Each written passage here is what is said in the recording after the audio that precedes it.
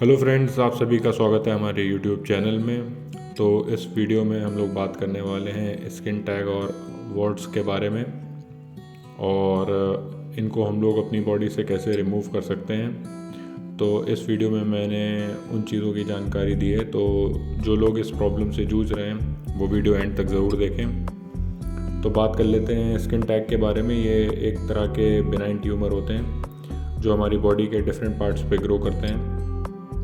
इनका जो इफ़ेक्ट है वो एनाबॉलिक होता है। एनाबॉलिक इफ़ेक्ट से मतलब जो ग्रोइंग है, और ये ट्यूमर्स जो हैं वो लेडीज़ में स्पेशली जो प्रेग्नेंट हैं या पीसीओएस हैं या ओवरवेट से सफ़र कर रही हैं उनमें ज़्यादा देखा जाता है, क्योंकि इनका सीधा सीधा लिंक जो है वो एक्सेसिव एस्ट्रोजन प्रोडक्शन से भी है। तो जो लेडीज़ इन प्रॉब्लम से जूझ रही हैं उनमें ये काफ़ी ज़्यादा पाया जाता है।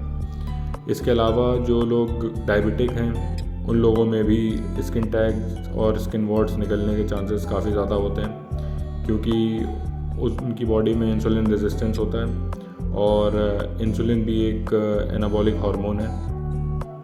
तो जो लोग डायबिटीज़ से सफ़र कर रहे हैं वो लोग भी इस प्रॉब्लम से जूझ सकते हैं, और उनकी बॉडी के डिफरेंट पार्ट्स में स्किन टैग और स्किन वॉर्ट्स जो हैं वो निकल आते हैं।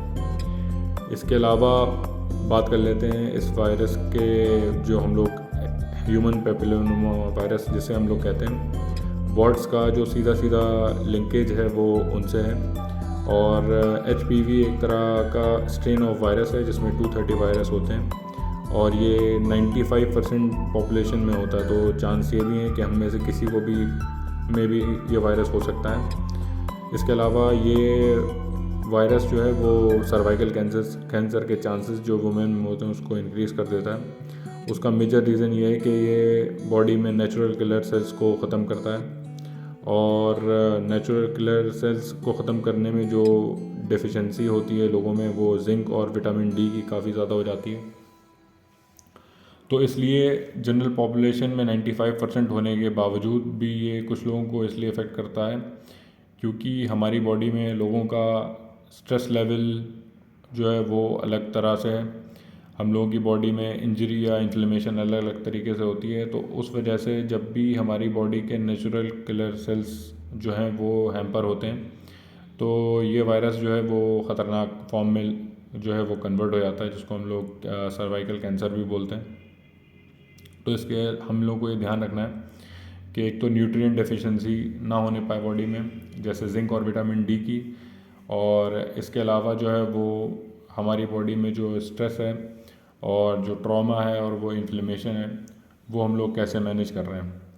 तो बात कर लेते हैं इसके सॉल्यूशन की, कैसे इसको ख़त्म करते हैं। तो पोविडाइन आयोडीन सॉल्यूशन जो है इसका 1 ड्रॉप, और इसके साथ साथ जो है वो गार्लिक जो है वो क्रश्ड फॉर्म में आप इसको क्रश करके ले सकते हैं, और इसका 1 ड्रॉप जो है वो आपको लगाना है अपने जहाँ पे वॉट है उसमें कॉटन रख के और बैंडेड बांध के।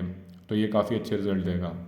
इसके अलावा बात कर लेते हैं मशरूम्स, जैसे रेशी या शिटाकी मशरूम हो गया। इसमें AHCC कंपाउंड होता है जिसको हम लोग एसिटेन हेक्सोस को रिलेटेड कंपाउंड बोलते हैं। ये हमारी बॉडी के जो इम्यून सिस्टम है उसको स्ट्रेंथन करता है। तो ये स्टडी हुई थी जापान में, जिसमें पाया गया था कि ये हमारी बॉडी के जो नेचुरल किलर सेल्स हैं उनको काफ़ी ज़्यादा इंक्रीज़ करता है, तो जो कैंसर के अगेंस्ट हम लोगों को प्रोटेक्शन देते हैं।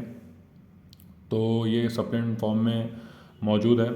तो आप अपने किसी प्रैक्टिशनर से कंसल्ट कर सकते हैं इसके बारे में कि कौन सा मशरूम, क्योंकि वैरायटी ऑफ मशरूम मार्केट में अवेलेबल हैं, जैसे रेशी, शिटाकी और भी कई तरह के, तो कौन सा कंज्यूम करना है। तो फ़िलहाल के लिए इतना ही। अगर आपको ये इन्फॉर्मेशन पसंद आई तो हमारे चैनल को लाइक, शेयर एंड सब्सक्राइब करें। धन्यवाद।